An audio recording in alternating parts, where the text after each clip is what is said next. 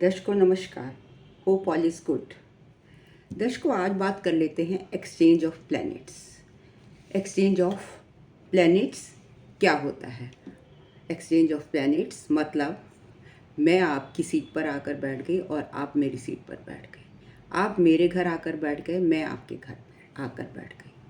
तो इसमें दोनों को क्या रहेगा कि अगर मैं आपके घर में अच्छे से बिहेव करूँगी तो डेफिनेटली आप मेरे घर में अच्छे से बिहेव करेंगे। अगर मैं आपके घर में उधम मचाऊंगी तो आप भी मेरे घर में उधम मचाएंगे। मीन्स दोनों को इस हिसाब से दोनों एक हिसाब से बिहेव करते हैं कि हम दोनों ने एक दूसरे का घर का एक्सचेंज कर लिया है। जैसे कि पिछले ज़माने में होता था, लोग अब तो ऐसा रेयर ही होता है कि लोग उसी घर से लड़की ले आते थे और उसी घर में अपनी लड़की दे देते थे। तो उस केस में क्या होता था कि दोनों घरों को डर रहता था। वो हमारी लड़की को ठीक से रखते थे और हम आपकी लड़की को। तो ये एक ये एक रिवाज था पहले टाइम में, जो कि अब ग्रेजुअली बहुत रिड्यूस हो गया है। मतलब ऐसा रेयर ही होता है, देखने को मिलता है। इसी तरीके से ग्रहों का एक्सचेंज है। जब ग्रह दूसरे के घर में जाते हैं तो एक मतलब स्थान परिवर्तन कर लेते हैं, तो ये एक पूर्ण एक्सचेंज होता है। मतलब टोटली उनके कैरेक्टरिस्टिक्स में चेंज आ जाता है, पूर्ण चेंज होता है। मतलब आत्मा का संबंध बन जाता है। उस घर से प्लैनेट का आत्मा का संबंध बन जाता है, पूर्ण पूर्ण तरीके से उस घर से जुड़ जाता है। तो मतलब ये है कि when there is exchange of planets तो वो एक दूसरे का घर और लगभग कैरेक्टरिस्टिक्स भी चेंज कर लेते हैं। आइए इसको एक एग्जाम्पल के द्वारा समझें। एंड एक्सचेंज ऑफ प्लैनेट्स जो है वो ताउम्र आपको रिजल्ट देते हैं। वो क्योंकि हम जनरली क्या कहते हैं कि कोई भी प्लैनेट का रिजल्ट फ्रक्टिफाई होने के लिए वो कब होगा, हम दशा पर डिपेंड करते हैं, दशा अंतरदशा पर यहाँ जब एक्सचेंज होता है ऑफ प्लैनेट्स तो वो आपको फ्रॉम बर्थ टिल डेथ हमें उन प्लैनेट्स के रिजल्ट्स देते हैं जहाँ पर वो बैठे हैं या जिन घरों से वो इन्वॉल्व हैं। ये दशा या अंतरदशा पर डिपेंड नहीं करते, लेकिन हाँ ये ज़रूर है जब ड्यूरिंग दशा और अंतरदशा उनके जो प्लैनेटरी सिग्निफिकेशंस हैं उनमें ज़रूर बढ़ोतरी आ जाएगी, वो ज़्यादा स्ट्रांगली रिजल्ट्स दे सकते हैं। तो चलिए समझते हैं एक एग्जाम्पल के द्वारा। देखिए यहाँ पर एक मैंने स्कॉर्पियो लग्न की कुंडली ली है, जहाँ पर हियर इन स्कॉर्पियो लग्ना कुंडली Mars is in sign of Venus and Venus is in sign of Mars. मतलब दोनों ने अपने घर बदल लिए हैं। स्कॉर्पियो लग्न में मार्स कहाँ का लॉर्ड है? Mars is Lord of sixth house, first house and sixth house, and Venus is Lord of seventh house and sixth house. तो अब हम देखते हैं कि किस तरीके के रिज़ल्ट हमें देखने को मिलेंगे। जनरली अब क्योंकि यहाँ मार्स वीनस सिक्स्थ हाउस में बैठा है और वीनस लॉर्ड है सेवन्थ और ट्वेल्थ का, तो यहाँ पर फर्स्ट सिक्स्थ सेवन्थ और ट्वेल्थ कनेक्ट हो रहे हैं। तो जनरली ज्योतिष में कहा जाता है कि जब 6, 8, 12 कनेक्ट होते हैं तो बहुत अच्छे रिजल्ट नहीं देते हैं। यहाँ पर 6 और 12 फर्स्ट, सिक्स्थ और सेवन्थ एंड ट्वेल्थ कनेक्ट हो रहे हैं। तो देखते हैं कि कैसे रिजल्ट आते हैं। अब जनरली हम क्या कहेंगे कि अगर ऐसे घरों का संबंध मतलब पहले घर फर्स्ट हाउस का संबंध जिसका कि लॉर्ड मंगल है, उसका जिसकी दूसरी राशि कहाँ बैठी है, छठे घर में, और वहाँ पर शुक्र बैठा है। तो मतलब फर्स्ट हाउस का संबंध अगर जब 12वें घर से बन जाए तो ऐसा व्यक्ति कैसा होगा? When first lord is connected to 12th lord, मतलब पहले घर का और 12वां घर किसका है? पहला घर सेल्फ है और 12वां घर किसका है? आध्यात्म का है। तो ऐसा व्यक्ति आध्यात्म की ऊंचाइयों को छू सकता है और ताउम्र ही वो आध्यात्मिक रहेगा, irrespective of the dasha and अंतरदशा। इसमें हम ये प्रिडिक्शन देंगे। और वो कंटिन्यूसली और जो प्लैनेट है वो कंटिन्यूसली ताउम्र काम करेगा। हाँ,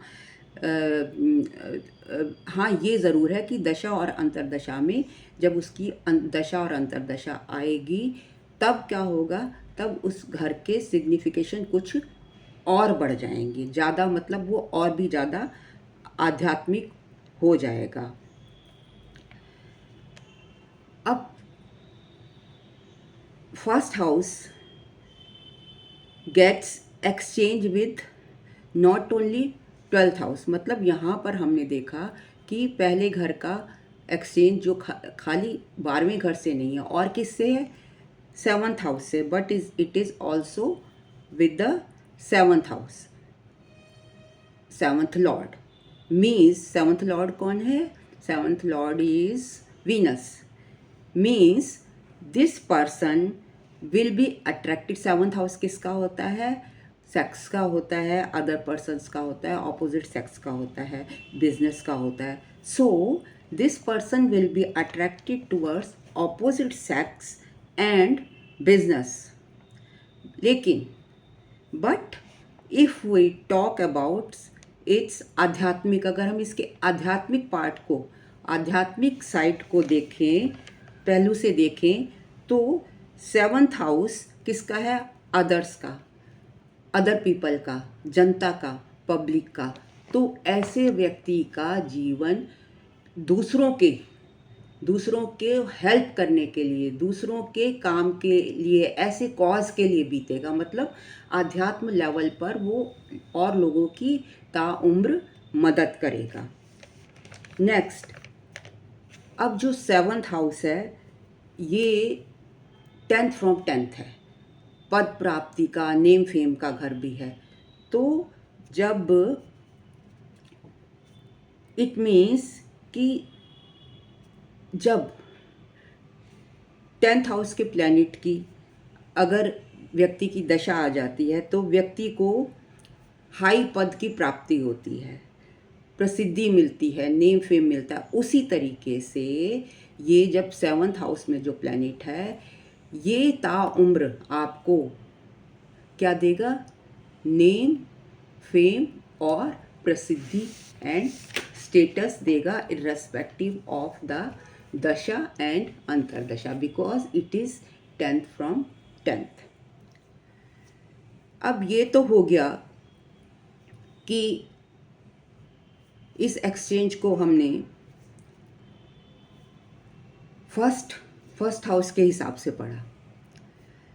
लेकिन अगर हम इसको 7th हाउस, अभी हमने फर्स्ट हाउस के हिसाब से एक्सचेंज को पढ़ा था, लेकिन अगर हम 7th हाउस के हिसाब से देखें तो 7th लॉर्ड किसको लेकर चल रहा है? 7th लॉर्ड अपने साथ 6th लॉर्ड को लेकर चल रहा है। और 6th हाउस किसका है? 6th हाउस रोग, ऋण, रिपु, डिजीज़, सेवा, इन सब चीज़ों का है। और इस 6th हाउस से सेवा है तो डॉक्टर्स भी बनते हैं, और से जो लॉयर्स होते हैं वो भी 6th हाउस से ही बनते हैं, क्योंकि वो भी सेवा ही करते हैं। तो अब अगर ऐसे में संबंध 7th हाउस का संबंध 6th हाउस के साथ होगा, जैसे कि इस यहाँ पर हम शो कर रहे हैं, हमारी कुंडली में शो हो रहा है, तो एक्सचेंज मतलब एक्सचेंज ऑफ 7th हाउस और सिक्स्थ हाउस का जो इफ़ेक्ट है, उसके इफ़ेक्ट से हम क्या प्रिडिक्शन कर सकते हैं? हमें देखने को मिलेगा कि ऐसा व्यक्ति क्योंकि जो सिक्स्थ लॉर्ड है वो एक्सचेंज करके कहाँ बैठ गया? सेवन्थ में, और सेवन्थ लॉर्ड चला गया है सिक्स्थ में। तो अब सिक्स्थ हाउस के सिग्निफिकेशन, सेवन्थ हाउस की जब हम बात करेंगे, उसको डिस्कस करेंगे, तो उसमें हम ये प्रिडिक्शन देंगे कि ऐसा व्यक्ति को जो पार्टनर मिलेगा अपना, वो partner either he can be a doctor और अ लॉयर। क्यों? क्योंकि सिक्स्थ और सेवन्थ का पूरा पूरा संबंध बन गया है।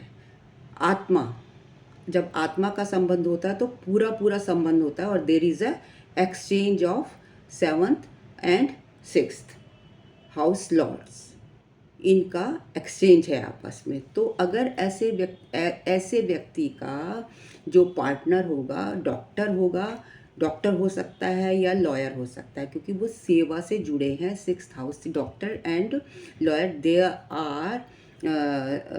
दे are seen from sixth house, क्योंकि ये सेवा का घर है। अब अगर इन केस जो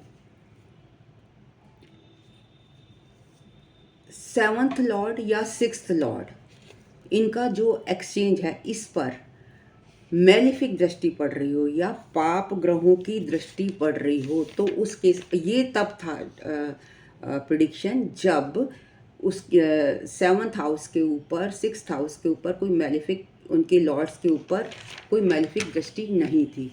लेकिन in case of malefic effect आ जाए तो क्या होगा? जो सिक्स्थ हाउस के रोग, रिपु, ऋण, ये करेक्टरिस्टिक्स हैं, तो वो करेक्टरिस्टिक्स पार्टनर में आ जाएंगी। मतलब उसका जो मेल और फीमेल जो भी है, जिसका भी हॉरोस्कोप है, उसका पार्टनर, उसका स्पाउस रोग, ऋण, रिपु से परेशान रह सकता है। कब? इन केस ऑफ मैलिफिक और पाप ग्रह इफेक्ट। अब कुछ रूल्स हैं एक्सचेंज के, परिवर्तन के, मतलब एक्सचेंज को परिवर्तन भी कहते हैं। इसके कुछ रूल्स हैं, जैसे कि पहला घर, चौथा घर, सातवां घर और 10वां घर, ये क्या कहलाते हैं? ये हमारे केंद्र हाउसेज हैं, और पाँचवां और 9वां ये लक्ष्मी स्थान है। तो अगर इनमें एक्सचेंज हो, फर्स्ट एंड फिफ्थ का एक्सचेंज हो, राशि परिवर्तन हो, तो ऐसे में हम क्या कहेंगे कि फिफ्थ हाउस किसका है? पूर्व पुण्य भाव का है, और उसका एक्सचेंज किससे हो रहा? फर्स्ट हाउस से। फर्स्ट हाउस क्या है? हम स्वयं हैं। तो हमें जो फलों की प्राप्ति होगी, जीवन में हम जो फल भोगेंगे, फलों की प्राप्ति होगी, उसको हम कहेंगे कि हमने जो पूर्व पुण्य कर्म किए, पिछले जन्म में कर्म किए हैं, उसकी वजह से हम उन अपने अच्छे रिजल्ट्स हमको मिल रहे हैं। मतलब because of our past life karmas we are getting good results. इसी तरीके से अगर नाइन्थ और टेंथ का एक्सचेंज हो, कि लॉर्ड्स का एक्सचेंज हो, तो it is a very good exchange, क्योंकि नाइन्थ का जो हाउस है वो आपका लक हाउस भी है और धर्म हाउस है, और टेंथ हाउस आपके कर्म का है। इट मीन्स देयर दो भाव, धर्म का और कर्म के भाव, इनका आपस में अगर एक्सचेंज होता है तो ये धर्म कर्म अधिपति योग कहलाता है। ये एक्सचेंज, ये ऐसा योग बनता है, और ये अगर नौवें और दसवें का आपस में कंबाइंड होने पर ये धर्म कर्म अधिपति योग कहलाता है। और अगर इसमें एक्सचेंज होगा तो ये बहुत ही अच्छा धर्म का और कर्म का एक्सचेंज हो गया, बहुत अच्छे ये रिजल्ट देता है। तो मतलब ऐसा व्यक्ति अपने करियर में ताउम्र बहुत अच्छे रिजल्ट्स उसको मिलेंगे, फ्लरिश करेगा करियर में, इररेस्पेक्टिव ऑफ दशा एंड अंतरदशा। दशा अंतरदशा आने पर तो ये और भी ऊंचे उठ सकता है। लेकिन ताउम्र due to the exchange of 9th and 10th house lords जो है उसका पूरी ज़िंदगी उसका कैरियर अच्छा रहेगा। अगर फर्स्ट और फोर्थ का मतलब first is self and fourth क्या है, फोर्थ जो आपका डोमेस्टिक लाइफ है, डोमेस्टिक पीस है, आपकी मदर है, आपकी प्रॉपर्टी है, आपकी बेसिक एजुकेशन है, इनके भी, तो आप मेंटली बैलेंस रहेंगे पूरी ज़िंदगी, आपको लग्जरीज मिलेंगी, आपको पीस ऑफ माइंड रहेगा। तो ये आपको ताउम्र आपको मिलेगा। और जब ये एक्सचेंज होता है तो फोर्थ हाउस के जितने भी सिग्निफिकेशंस होते हैं व्यक्ति उनको अपनी ज़िंदगी में भोगेगा। लेकिन ऐसा कौन सा एक्सचेंज है, ये तो मैंने आपको ये केंद्र हाउस की और लक्ष्मी हाउस के एक्सचेंज की बात करी, और 9th और 10th हाउस की एक्सचेंज की बात करी। लेकिन कुंडली में कुछ ऐसे योग भी होते हैं जिनका ऐसे एक्सचेंज होते हैं जिनके योग से जो है हमें कॉशियस रहना चाहिए। वो कौन सा है, देखिए जैसे कि ये एक मेरे पास टॉरस लग्न की कुंडली है। तो टॉरस लग्न में जो 8th हाउस है वो उसका लॉर्ड कौन है, जुपिटर है, वो लग्न में आ जाए और जो लग्न लॉर्ड है वो 8th में चला जाए तो क्या होगा, यहाँ पर बृहस्पति 8th लॉर्ड हो गया और वीनस लग्नेश हो गया। तो अब इनका एक्सचेंज बन गया, किस किस का बना, लग्न और अष्टम का। तो आम तौर पर लोग कहेंगे कि लगन का अष्टम से कनेक्शन खराब होता है, अच्छा नहीं होता। लेकिन ये देखने की बात है, जब आप प्रिडिक्शन करते हैं तो सिर्फ एक ही एंगल नहीं देखा जाता, जो ये बहुत सारे एंगल इस पे डिपेंड करता है। मतलब इसको ये गलत है कि अगर लगन का और अष्टम का संबंध हो गया तो बुरे रिजल्ट्स ही देगा। तो यहाँ पर हम देखते हैं कि जब लग्न का और अष्टम हाउस का एक्सचेंज हो तो किस तरीके के रिजल्ट्स हम प्रिडिक्ट कर सकते हैं।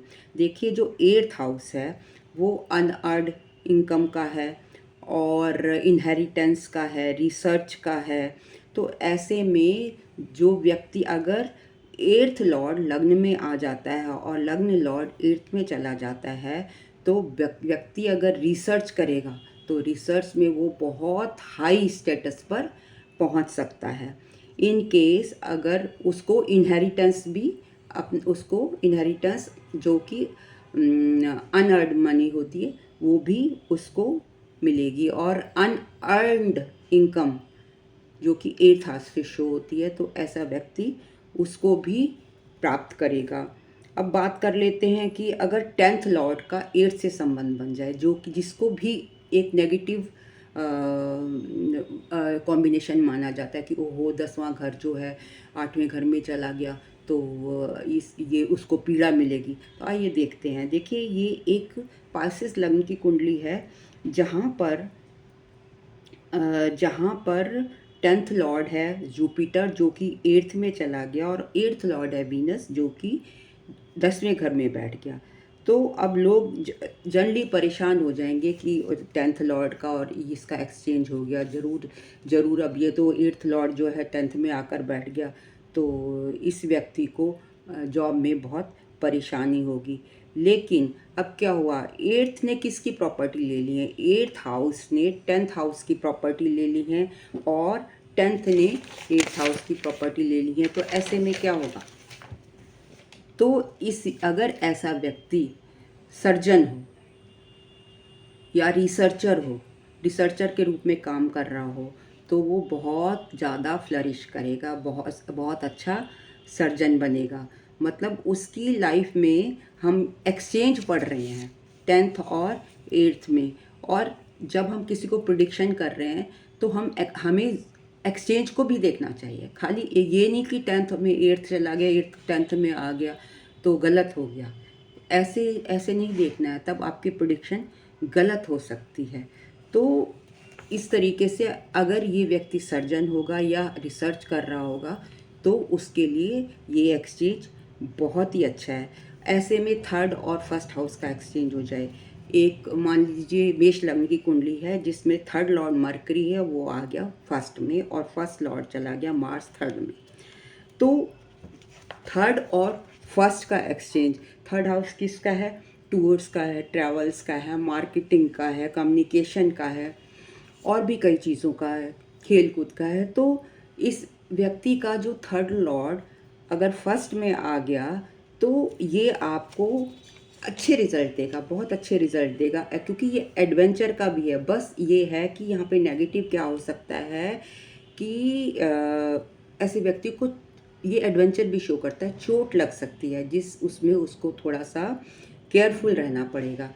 और थर्ड हाउस के सारे रिजल्ट्स फर्स्ट में आ जाएंगे, तो मतलब टूर एंड ट्रैवल से ऐसा व्यक्ति जुड़ा होगा, मार्केटिंग से जुड़ा होगा और कम्युनिकेशन से जुड़ा होगा, हीलिंग से जुड़ा होगा।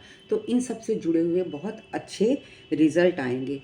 कब? जब वो थर्ड हाउस को एक्टिवेट करके रखेगा। अगर मान लीजिए आपके सामने कोई थर्ड हाउस जो है फर्स्ट में आ गया और आपने अपने थर्ड हाउस को एक्टिवेट किया हुआ है, then you will get very good results. Third house आपके हैंड्स को भी शो करता है। तो ऐसे में अगर आप किसी व्यक्ति से हैंडशेक करें, बच्चा कोई मान लीजिए बच्चा ही है या कोई है मतलब जिसका थर्ड लॉर्ड फर्स्ट में है, इसका एक्सचेंज है, तो तब आप देखेंगे ये हैंड्स भी शो करता है और तब आपको डिफरेंस पता लगेगा उससे हैंडशेक करके, जिसका ऐसा एक्सचेंज है कि उसके हाथ में हीलिंग पावर, एक अलग सी वाइब्रेशन आपको महसूस होगी, हीलिंग पावर होगी। वो आपको हाथ मिलाने से ही पता लग जाएगा, वो लोगों को हील कर सकता है। तो ये है एक्सचेंज की वैल्यू। मतलब जब एक घर दूसरे घर से एक्सचेंज होता है तो कैसे रिजल्ट्स देता है भिन्न भिन्न कुंडलीज में। तो जब भी आप प्रिडिक्शन करेंगे तो एक्सचेंज ऑफ प्लैनेट्स को ध्यान में रखते हुए प्रिडिक्शन करेंगे तो आपकी प्रिडिक्शन कभी भी गलत नहीं होगी। In case you like my video, kindly like, comment, share and subscribe. Thank you very much for watching my videos so patiently. And in case you want to take consultation from me, kindly contact me at snehkapoor1812@gmail.com or at the mobile number 9810442642.